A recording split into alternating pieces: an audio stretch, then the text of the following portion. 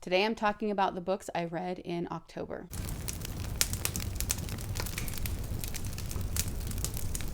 I read a lot of books in October, more than I thought I was going to be able to. So let's get to them. I am not going to do star ratings on here anymore. I had just started my channel a month ago, and it was the first time I did a wrap-up video. And I give my books stars in my reading journal, and so it kind of made sense. Everybody kind of does stars differently, and I just felt like it didn't really encompass the books the way I wanted them, the way I wanted to, by giving them star ratings. So I'm just going to say how I felt about it and why as much as I can. So I'm going to start with the books that I read for my literature course, the ones I was able to finish in October. The first one that I finished was Sir Gawain and the Green Knight. I read the adaptation by J.R.R. Tolkien. I absolutely loved this, and I did not expect that. This takes place in King Arthur's court, and this knight shows up that's all green, and it's very obvious that there's some kind of magic or something supernatural going on with him. And he basically challenges one of them to take a swipe at him that he won't fight back. But if you agree to do that, then you have to show up at a certain day, and he gets to do the same to you. So Sir Gawain is the one that takes this challenge. I don't know if any of you have ever watched the adaptation of King Arthur called Merlin. It was a TV show where Merlin is the same age as Arthur. There are a lot of liberties taken with the show, with the traditional story of King Arthur, but I love it. I love that show, and I watched the whole thing with my daughters. They both really enjoyed it. I just think they did a really good job. And my favorite character was Sir Gawain. So I was really intrigued by this before I even read it. And it made me love him even more. I just think he's a great character. And in this book, we not only see the first challenge and the follow-up challenge, but he is tested in lots of different ways in between. And I just think it was really good. And I'm really glad I read this translation. I don't know what the other ones are like, but this kept it in poetry form. I also really loved that after the story that there was a speech given by Tolkien where he was talking about it, because there were a few things that I did miss when I was reading it that then made more sense. And I just really, really enjoyed this. Next, I read Macbeth, and I read it from the Tales from Shakespeare by Charles and Mary Lamb. I don't love Macbeth. When it comes to Shakespeare, I enjoy his comedies more. I'm not a huge Romeo and Juliet fan. I don't really like the really dark dramas as much. Obviously, they're well written, and there's so much in them that is just part of everyday life. So I think they're all worthwhile reading. But as far as rereading, I tend to stick with the comedies, the ones that are more fun to read. Much Ado About Nothing is my favorite. And this, I just decided that I wanted to read it in a different version rather than just reading the original Shakespeare since I've read it before. That's why I decided to use this adaptation. It was very readable, and I think that they did a really good job adapting it. And so it was enjoyable. It was interesting. I just am not a huge fan of Macbeth. The next one I read was Dr. Faustus by Christopher Marlowe. And this is about the Faust myth. And so it's a learned man, and he sells his soul for more knowledge and power. And I don't find that fun to read about in this form, at least. I know that there's a lot of versions of this story that have been written, and I would definitely be interested in reading some of them. But it's hard to read. It makes you think. It definitely makes you think when you're not reading it. I understood why they would have me read it in the course. But yeah, this one didn't do it for me. Between that and the nudie person on the cover here, I'm going to get rid of this. But it was an interesting book to read. Next, I'm going to cover the two books I finished with my daughters. So the first one was, I talked about this before, of how we were reading the last Vanderbeekers book, Vanderbeekers Ever After. I've heard a lot of mixed reviews about this because it is a sad book, but I felt like it had so much heart. It made me cry a few times, like not cry, but it made me, it didn't make me weep, but it made me tear up quite a few times.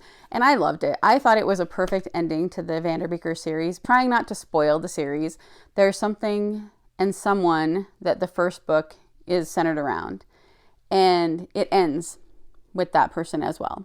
And it started at Christmas time, and it ends around Christmas time.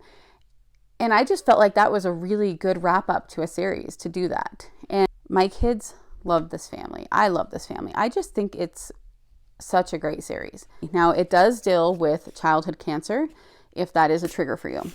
I know that can be a really hard topic for some people and for some kids, and it can be scary for them. For us, I think it was more touching. I had thyroid cancer a couple of years ago.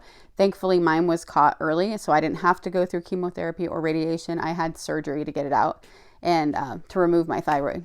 But because of that, my kids have had cancer in the family, even though it wasn't like this. And I liked that this showed them the perspective of what cancer can be like in a family and for other people, and gave them a different side of it than the one that they experienced. But it also was something that wasn't as scary to them, maybe because of having experienced it firsthand in our family.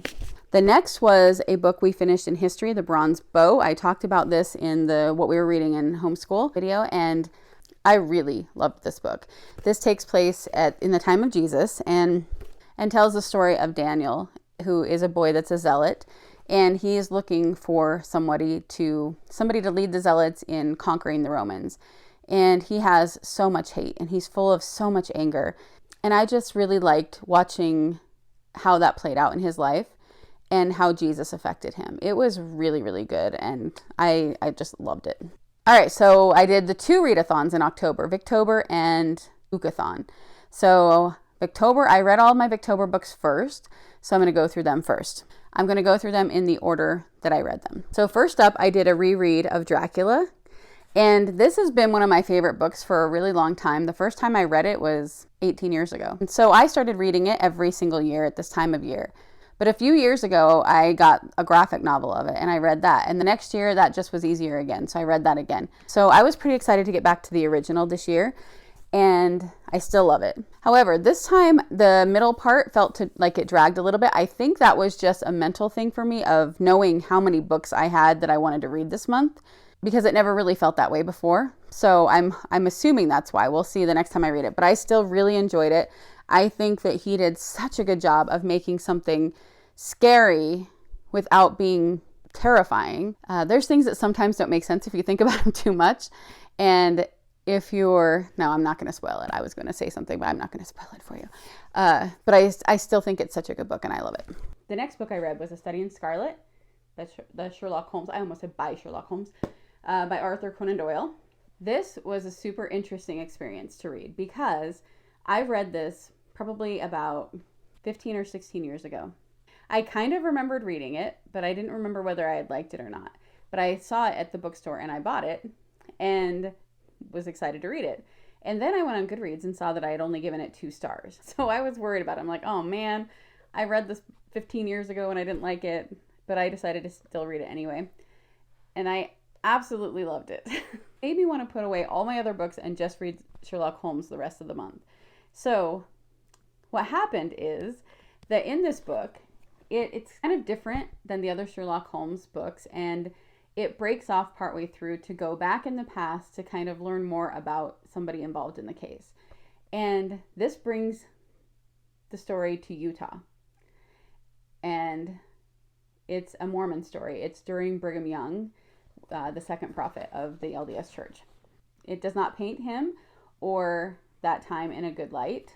And it shows them as being really violent and doing some really bad things. So that made complete sense after that, because when I read it the first time, I was an active Mormon who didn't know that those things were plausible. And now I know that while the story in here is fictional, during Brigham Young's time, there was a lot of violence like that and very similar to the story. There are true stories very similar to that. So the first time I read it, I was coming at it as you're attacking my religion.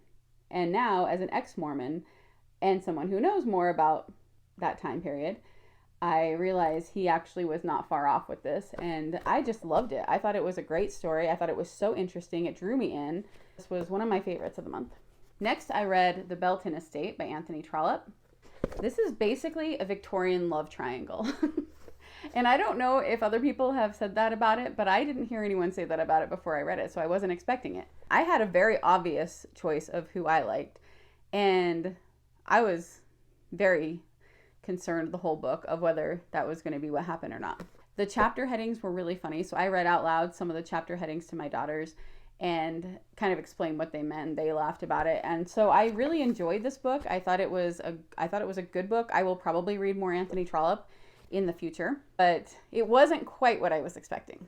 The next one I read for the class prompt for Victober, and it really didn't deal with classes like I thought it would, but the girl was a governess, so I'm just still sticking with it. But I read The Turn of the Screw by Henry James. I was planning on maybe reading some of the other short stories in this book after reading it, but when I was done with The Turn of the Screw, I did not want to. I'm going to keep it, and I might read Turn of the Screw again sometime, and I'll probably read the other stories at some point.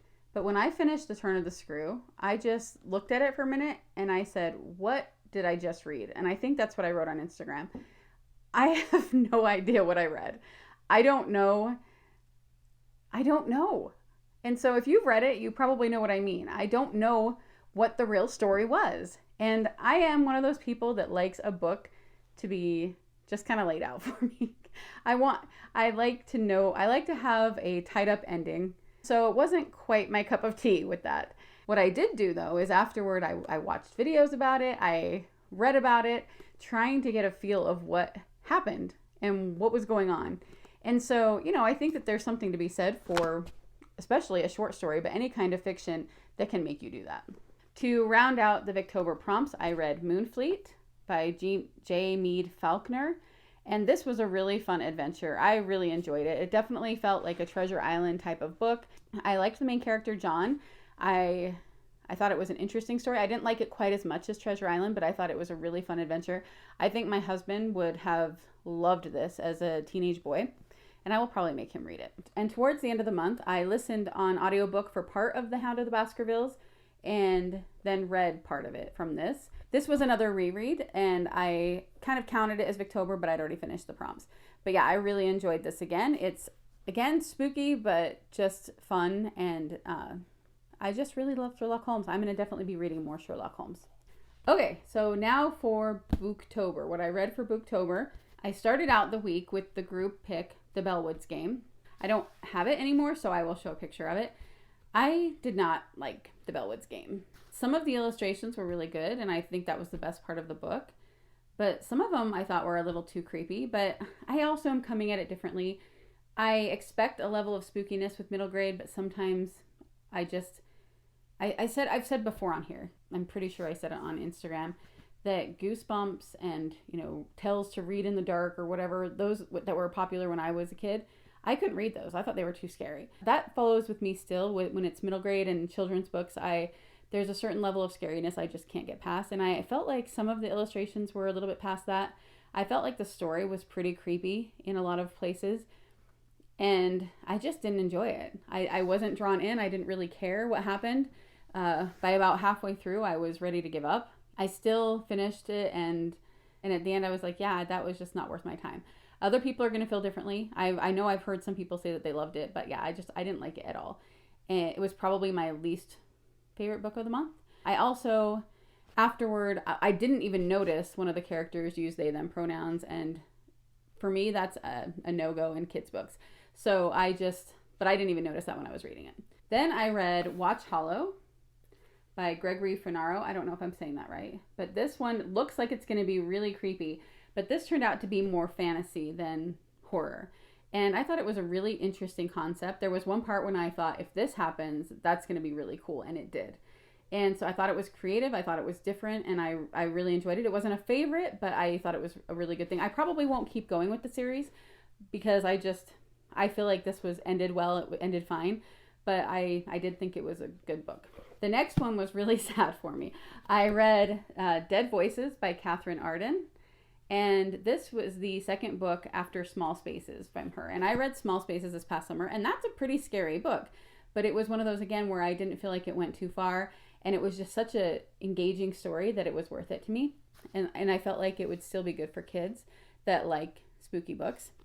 This one, I felt like this one went a little bit further than that, but I still really liked the story. At one point I was worried it was going to go too far because they brought out a Ouija board. I had an experience with a Ouija board in middle school that was really scary, and Ouija boards are something that I don't mess around with. But I feel like she really portrayed the truth of Ouija boards in this book. So then that didn't bother me as much. There are ghosts in this book, And so if that's something that you don't want to read about, I wouldn't read it. And then I decided to read Dark Waters by the same author. And this is the third book in it. And this is why it became disappointing to me. Because I think Small Spaces was such a strong start. I think Dead Voices was a good continuation, even though I didn't like it as much as Small Spaces. But Dark Waters, I didn't like. I felt like the story didn't really go anywhere. I felt like there wasn't that much point to it. I felt like there were some unanswered things. I got to the end and thought, I don't really care to find out what happens anymore. So I just went and read what happened in the next book because I just don't want to read anymore. And I'm going to get rid of these two and just keep Small Spaces. But I also, one of my biggest problems with this was there's a new character in it. Well, she was new in the second book, but then in this one she had more of a part. And she was just saying God and Jesus' name in vain almost every time she spoke. And so after a while, that got really old. And I don't think that happened in the other books. If it did, I didn't notice it, so it must not have happened as much. It was just so much in this one. And so I'm like, nah. So I'm going to get rid of these two. But I think I want to just stick with Small Spaces. Next, I read This Appearing House. Again, I don't have that one anymore, so I'll have to show a picture. This book was the second book this month that I read that dealt with cancer. And I thought it was going to be something I would really love when I was reading it. And I do think it was good and for the most part well written. But I was really torn on it because I felt like it went a little too far with the creepiness for me. And I just felt like it was really scary and really dark. And when it got to the end, I thought, okay, I see where she was going with that, of tying in this creepy stuff with the cancer. And there were some really good, poignant moments in this book. There really were. But I felt like that for kids reading it, if they're the ones that would like it as scary as it was, they probably wouldn't care about the more deep storyline. And the kids that might like the more deep storyline might not like it being that scary. I could be wrong. There's probably tons of kids that love it. But I felt like it was a middle grade that was written for adults like me reading middle grade. And so I just thought there's going to be somebody else that's going to like that more than I did. I'm in a little free library it. After that, I read Mystery at Mouse Castle. This is by Rachel Sell. This is translated from German, and it's a really cute little mystery. It felt kind of like the Happy Hollisters, if you've ever read those. It kind of felt like that in the way it was written. Very simple, and I did enjoy it. I thought it was a cute story. It wasn't a favorite for me, but I think it'd be a really good one for a younger child. And then I finished up the month with the 4 Nancy Drews that I wanted to read. So this was Mystery at Lilac Inn, The Secret of Redgate Farm, The Secret in the Old Attic, and The Clue of the Whistling Bagpipes. And I liked all of them. These also remind me of the Happy Hollisters. Like, these are all kind of the same kind of mystery. Written for kids, something that is wholesome and good and fun, that gives you the feeling of mystery and solving a mystery, but without it ever being something terrifying or gory or anything like that.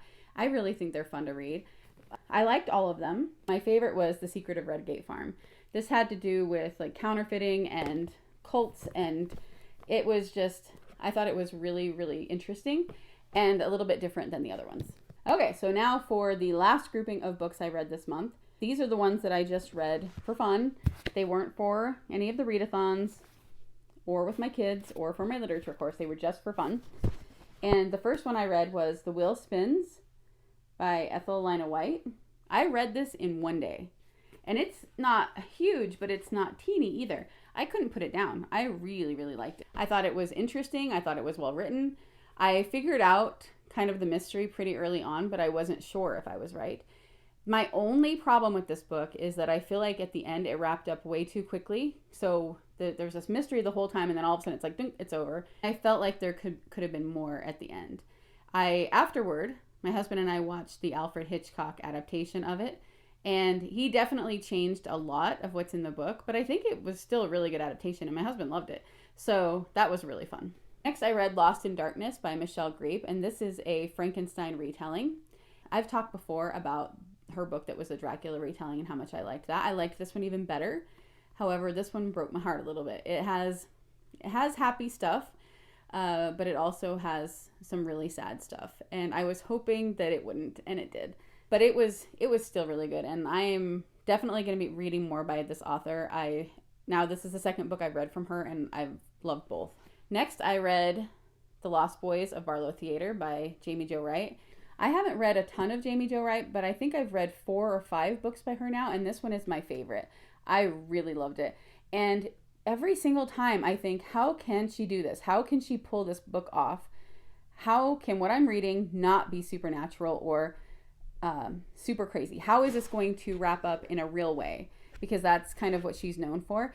And she always does it, and she always does it in a way that makes sense when you find out what the ending is. I just think it's really amazing how she does that, because the whole time I keep thinking, okay, maybe this, maybe this, maybe this, and I was off with this. But yeah, this is my favorite of hers so far. And then I read The Mysterious Affair at Styles by Agatha Christie. I listened to this one on audio for most of it, and then finished it in the book in the last couple chapters, I believe. The first time I read this, I didn't like it as much, but I really liked it this time. It's not my favorite Agatha Christie, but I think it's really good. Like I said, I read a lot of books in October. I think it was a really good reading month because I liked almost everything I read. I definitely had 6 that stood out as my absolute favorites of the month, and those would be The Vanderbeekers, Ever After, The Lost Boys at Barlow Theater, The Study in Scarlet, The Bronze Bow, The Willspins, and Lost in Darkness. I am really happy with how the month went, how much I was able to read, and how good the books were. If you want to, let me know in the comments what you read in October, and if you have read any of these or want to read any of these. I got all the way to the end of this video and realized that I had taken my microphone off when I had to get up for a minute halfway through, and I forgot to put it back on. And it was sitting on the floor, and so if you heard any crazy noises during all of that when I was putting books down, that is why I was putting books down on top of the microphone without realizing it. I think it's fine. So hopefully you did too.